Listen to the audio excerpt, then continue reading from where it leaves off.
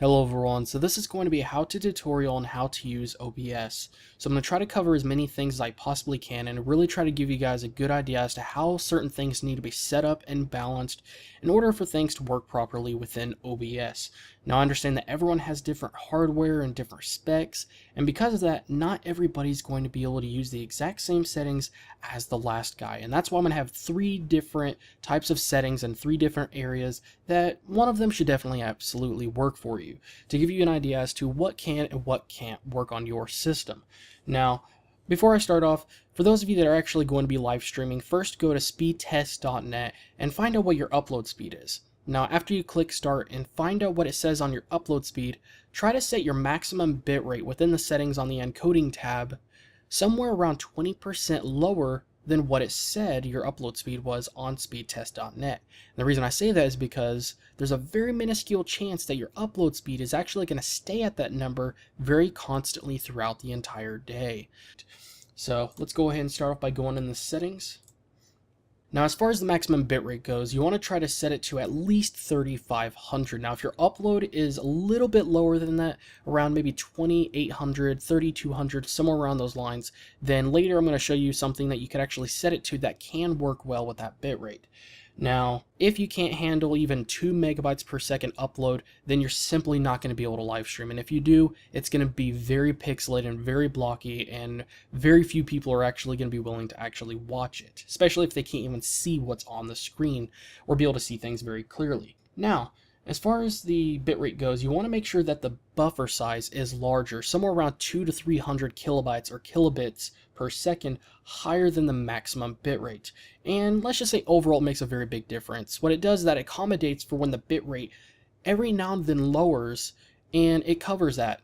So it makes it look nicer, a little bit cleaner. And I did a before and after comparison a long time ago, and the difference was definitely noticeable when the maximum bitrate and the buffer size were the exact same. When the bitrate would occasionally drop, it got very pixelated and very blurry. You may still notice the difference, but it's just much more cleaner, much less noticeable, and it's just much better to have the buffer size a little bit higher.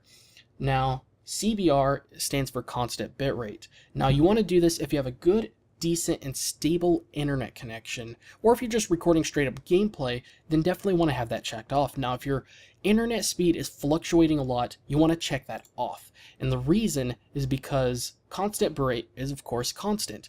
Now, if your internet speed is jumping or fluctuating a lot, this will mean that with this checked off, the bitrate will also fluctuate. So your chances of your bitrate being too high, that is too much for your upload speed to actually handle, it's much lower. It's much more safe to actually do it this way. So if you don't have the most stable internet connection, then you definitely want to have that checked off.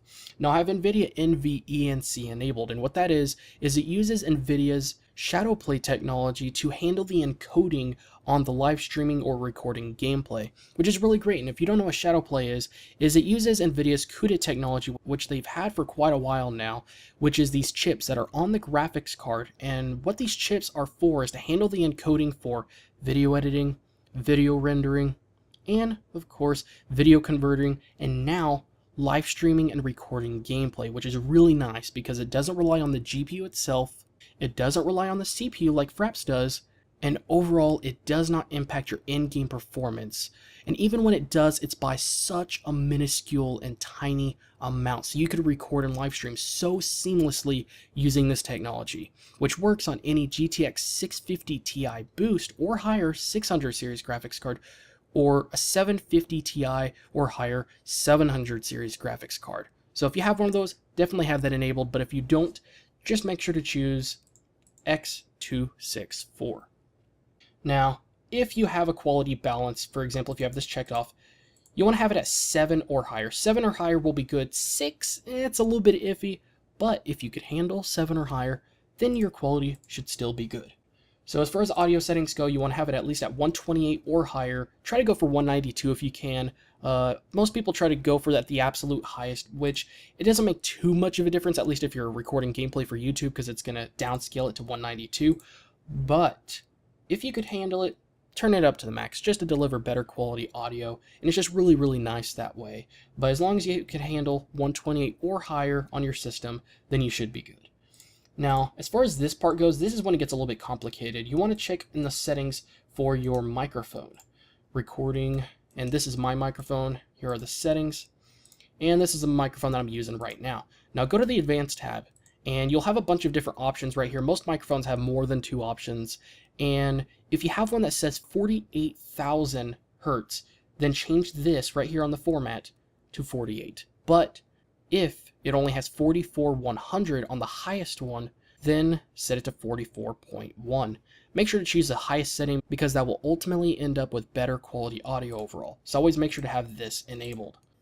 Now that we're in the actual video settings, one of the things I want to explain is that if your bitrate, for example, your upload speed is a little bit lower than 3500 or even just a little bit lower than 3000, then what you might want to do is to slightly lower the resolution to this right here.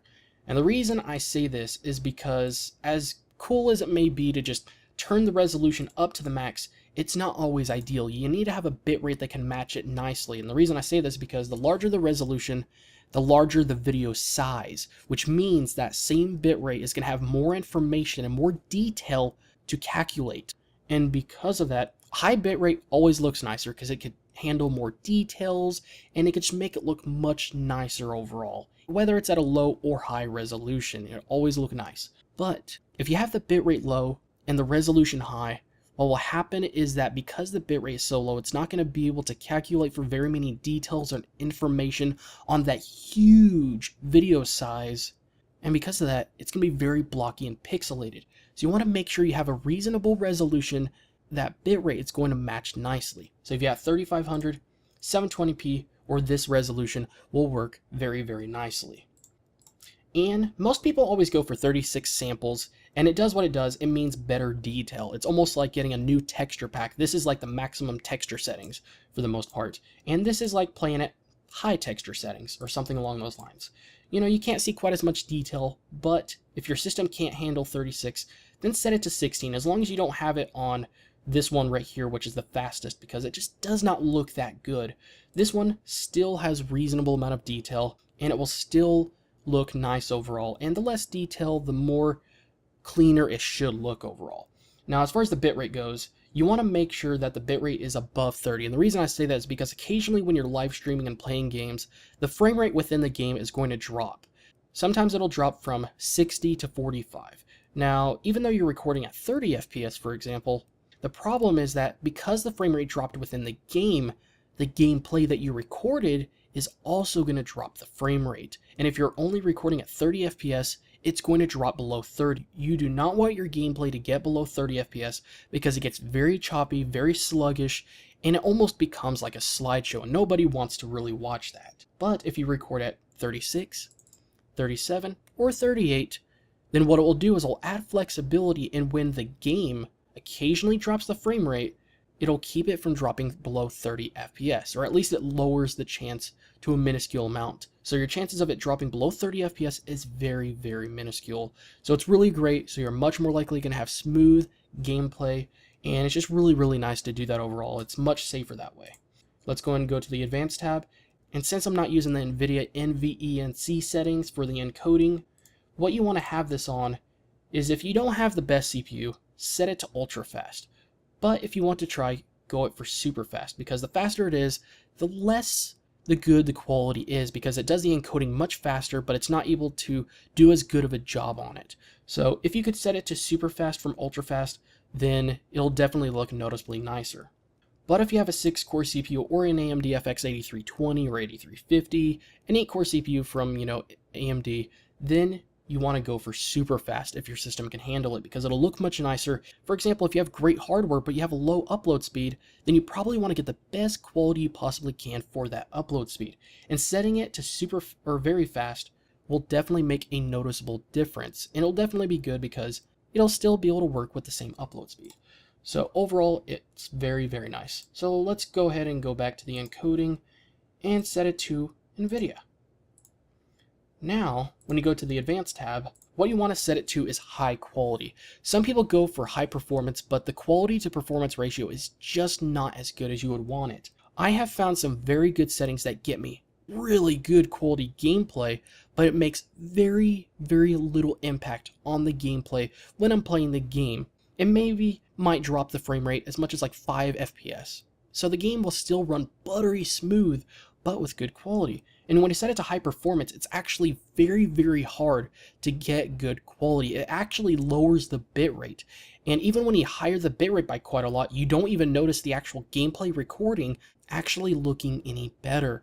So it's really hard to get good quality with good performance. So it's much better to go ahead and go with high quality and then just tinker around until you get the settings that works with your system the best and works well enough when you're playing games, and that way you just get better quality at the end of the day. So you definitely want to go for that if you have an NVIDIA graphics card that does support NVIDIA's Shadowplay technology. And I set it to main over high, and if you're live streaming, make sure to set it to 2 key intervals, because this has to do with the audio and video being in sync, and it also has to do with like the time delay when you're live streaming. So make sure to set it to 2, but if you're just recording straight up gameplay, set it to 0. So I hope this gives you a really great overall example as to how you need to have things balanced within OBS in order to have it work properly, have smooth frame rates, and get good quality out of your system, and things you need to keep in mind when you're going to be live streaming and things like that, because there's a lot of things to consider, and I've spent tens, if not possibly over 100 hours into OBS doing trial and error, and this was before I got a new graphics card and after I got a new graphics card, so I have a good idea as to what kind of settings might work with different types of systems. So as long as one of these profiles work out for you, you could tinker around and just work from that point on and try to get the absolute best quality you can. So I hope this really helps you a lot, and hopes it saves you a lot of time, because I've spent a lot of time on this, and well, I don't want everybody to spend over 100 hours or tens and tens of hours on OBS just to get the right settings, because OBS is really good, it's a really good capable program, but it's not as easy and practical to use as things like Fraps, which simply record, but include very, very high bit rates, of course. So for the rest of the video, what I'm going to have is I'm going to have 3 different video clips of gameplay recorded with 3 different settings, the ones that I showed you guys, so you'll have an exact idea as to what kind of quality of gameplay that these types of settings will be capable of. And this way, you'll just know the differences between the different settings. So I hope this gives you a really great idea overall.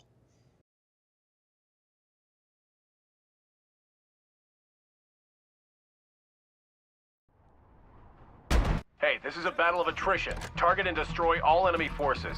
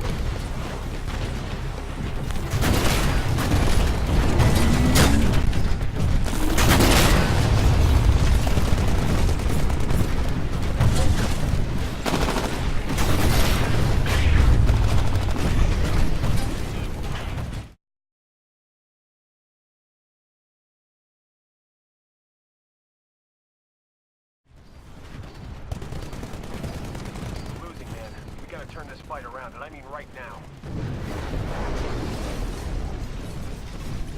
Hey, your Titan's good to go. Call it when ready.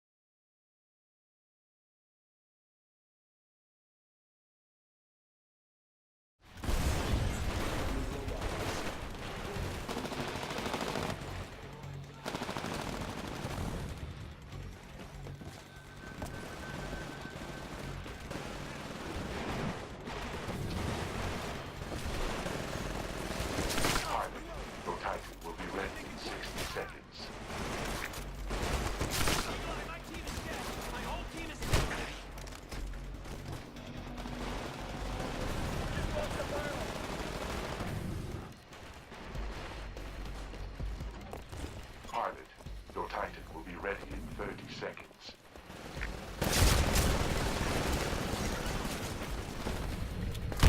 Pilot, your Titan will be ready in 15 seconds.